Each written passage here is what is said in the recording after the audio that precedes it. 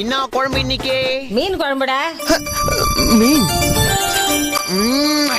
அடாடாடாடா, மீன் குழம்பு என்ன அருமையா இருக்கு. நிம்டா துஸ்தெல்மே, இந்த குழம்பு வச்சது எங்க மம்மி. ஏமா, எனக்கு மீன் குழம்பு பிடிக்கும்ன்ற ஒரே காரணத்துக்காக ஒரு வாரத்துக்கு ஒரு முறை எப்படியாவது மீன் குழம்பு வச்சிடல நீ. டேய் மூதேவி, இதே ஒரு வாரத்துக்கு முன்னாடி வச்சு மீன் குழம்பு தான்டா.